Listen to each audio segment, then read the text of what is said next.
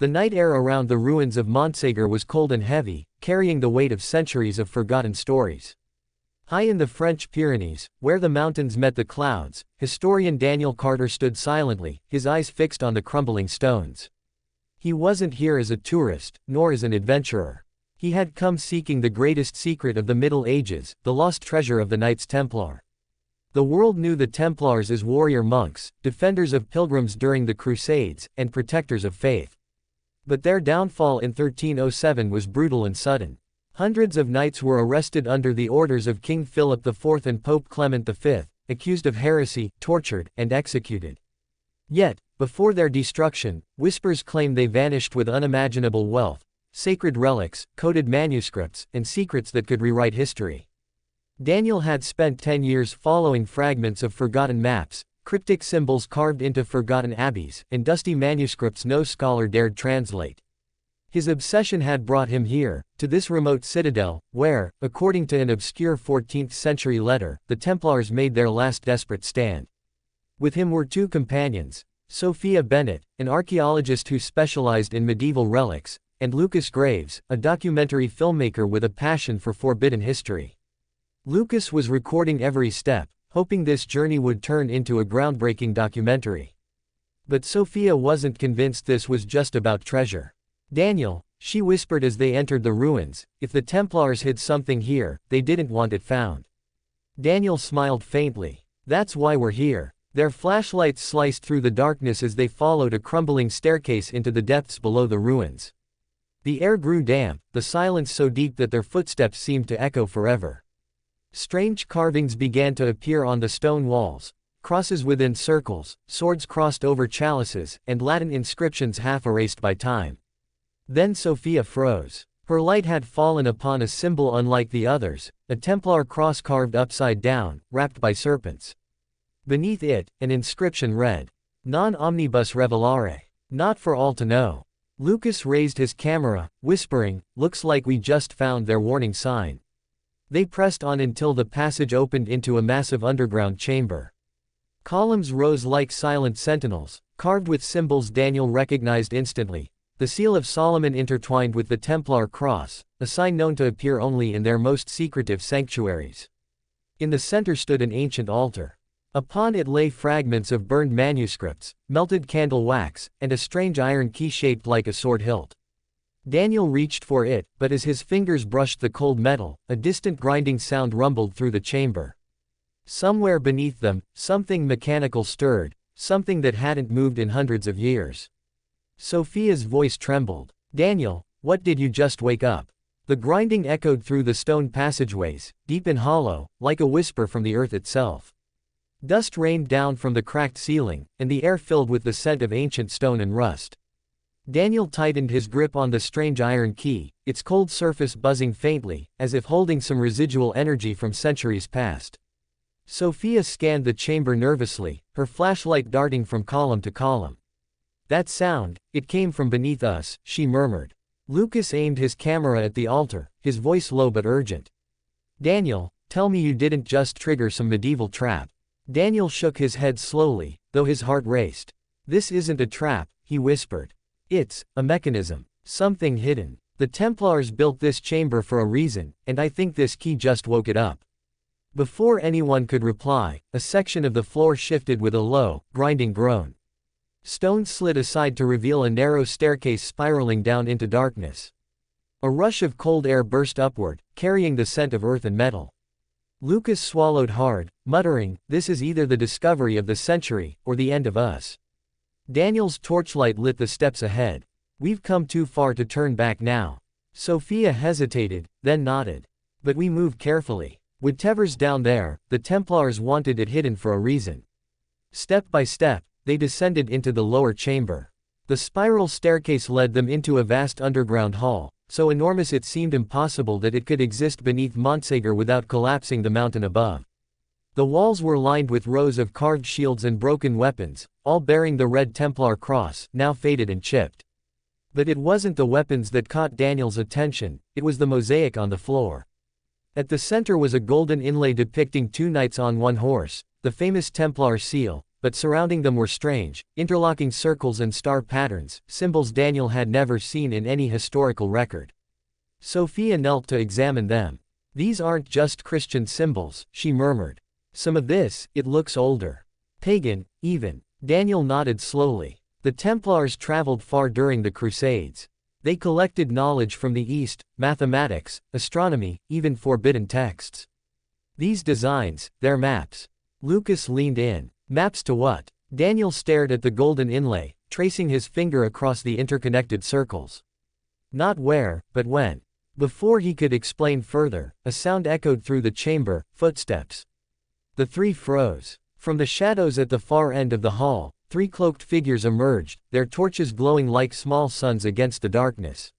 Each wore a black robe stitched with a crimson cross, and their faces were hidden behind ornate masks shaped like snarling lions. The lead figure spoke in a deep, resonant voice.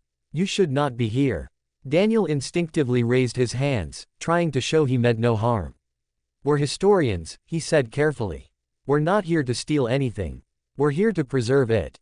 The man stepped closer, his boots scraping against the stone. "Preserve," he repeated, almost mockingly. "The last time outsiders sought to preserve our secrets, thousands died. The treasure you seek is not gold, not jewels. It is knowledge, knowledge that has ended kings and broken empires. That is why we guard it." Lucas whispered to Sophia, "Please tell me these aren't cultists." But Sophia's voice was trembling as she replied, I think they're Templars." The leader removed his mask slowly, revealing a scarred, weathered face framed by gray hair. His piercing blue eyes burned with something ancient, conviction, maybe even faith. "My name is Brother Matthias," he said. "I am the keeper of the oath, sworn to protect what lies beneath this mountain until the last crusade."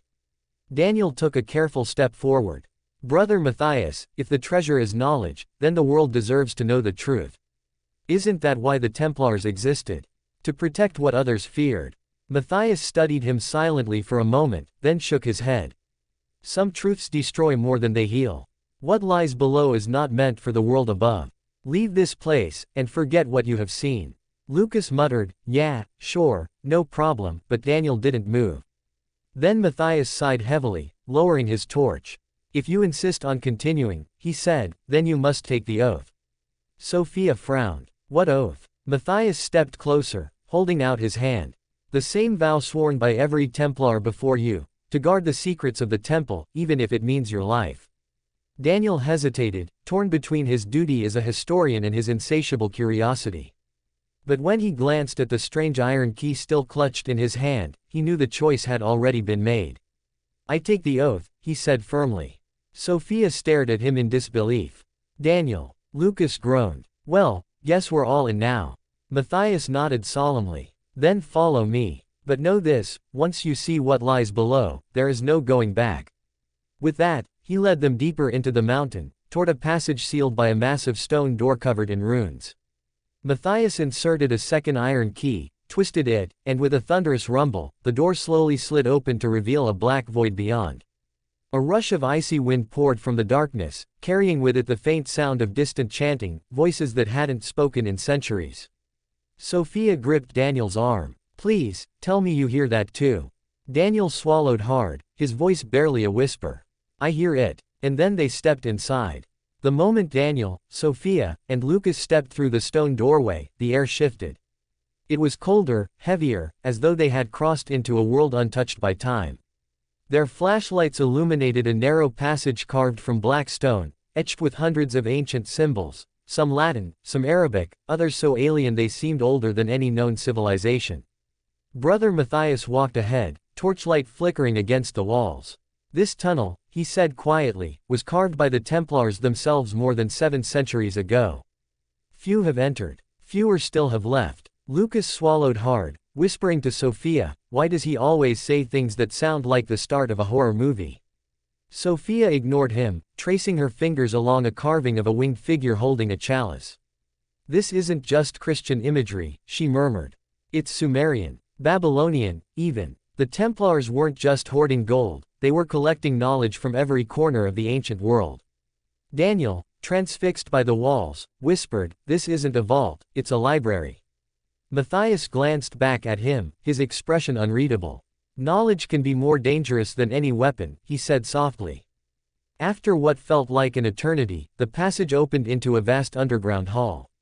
At its center stood a circular chamber lined with marble columns, their surfaces carved with intricate constellations. Hundreds of candles burned in tall iron stands, their light reflecting off mosaics inlaid with gold. And there, in the center, sat a massive stone chest bound in iron, its surface covered in inscriptions. Lucas lifted his camera, his voice shaky. "That's it, isn't it? That's the treasure." But Matthias shook his head slowly. "No, that is the key." Daniel frowned. "The key to what?" Matthias gestured toward the ceiling. Above them, carved into the dome, was a massive celestial map showing the positions of the stars as they appeared over Jerusalem in 1187, the year the Templars lost the Holy City. At the heart of the map was a single word carved in flawless Latin. Sanguis. Blood. Sophia whispered, almost reverently, the bloodline.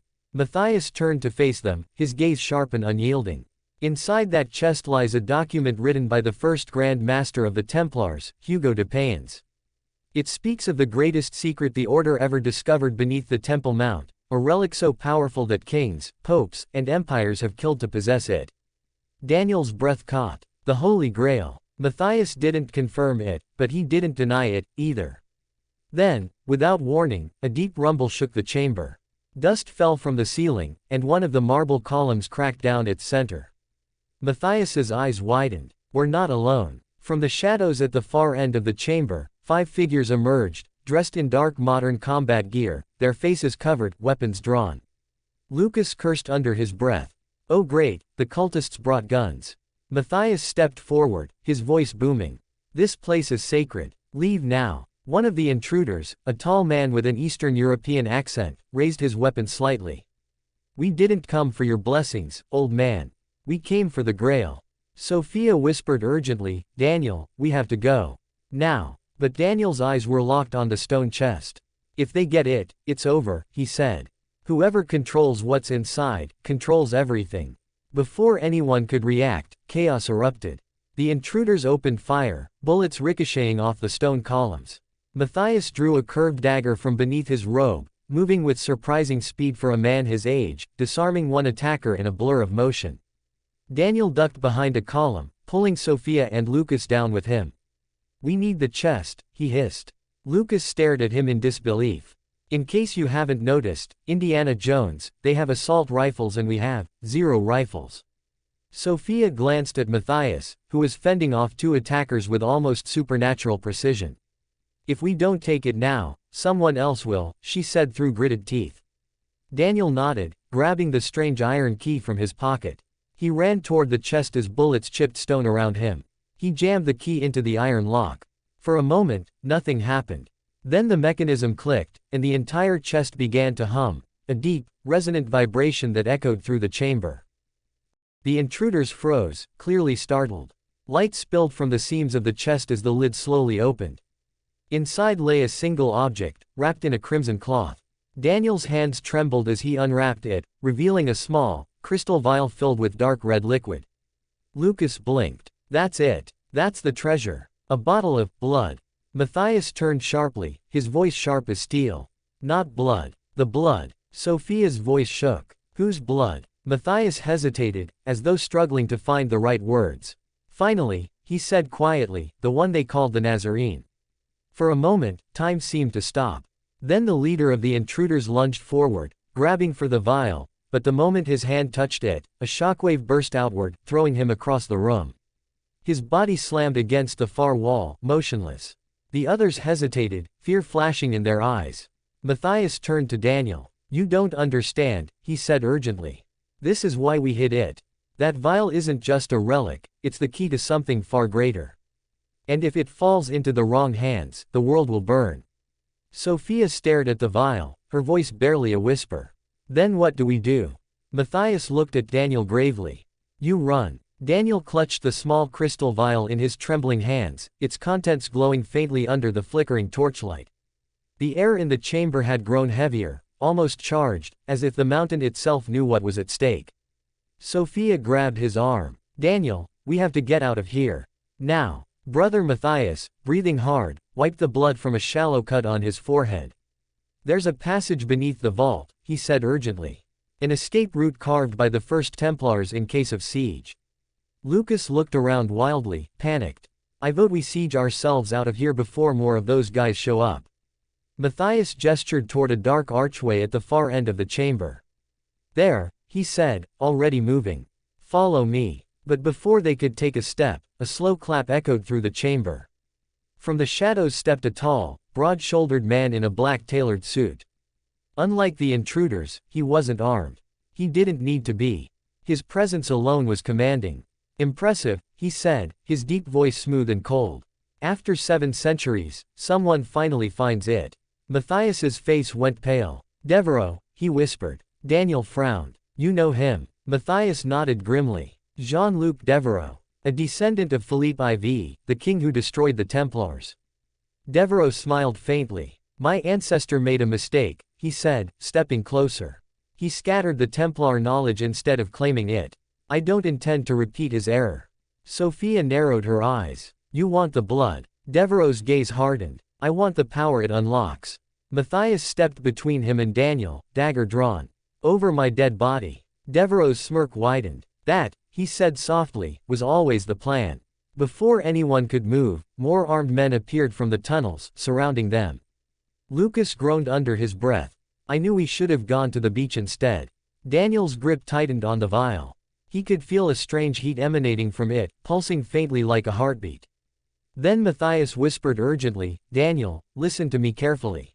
That vial is more than it seems. It doesn't just hold blood, it holds memory."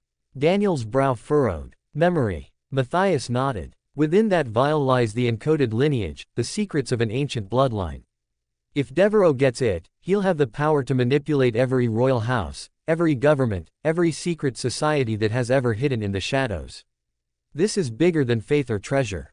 This is about control." Devereaux extended his hand. "Give it to me, Daniel. And I might let you live." Daniel shook his head slowly. "Not a chance." Devereaux sighed. "Very well." He nodded once, and 2 of his men stepped forward. That's when Matthias acted. With surprising strength, he shoved Daniel and Sophia toward the archway. "Run!" he roared, slashing at the nearest attacker. Bullets ricocheted off the stone walls as Lucas grabbed Daniel by the arm and pulled him into the tunnel. Behind them, Matthias fought like a man possessed, blocking their pursuers with a heavy iron gate before finally disappearing from sight. The narrow passage twisted and turned, lit only by Daniel's torch.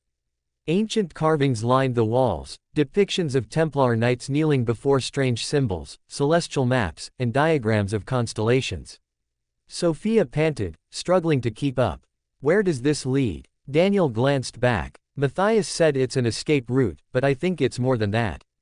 Lucas gasped between breaths. "Define more than that, because unless it comes with free Wi-Fi, I'm not interested." Suddenly, they stumbled into a massive underground cavern, a hidden cathedral carved from stone, its dome ceiling glittering with crystals that reflected their torchlight like 1,000 stars. At the center stood an altar carved from obsidian, and above it, suspended in a glass sphere, floated a parchment sealed with golden wax. Daniel approached slowly, awestruck. This must be the original Templar charter." Sophia's eyes widened. "The one written by Hugo de Payens." He nodded. "The founding document of the order, the one that explains what they really found beneath the Temple Mount."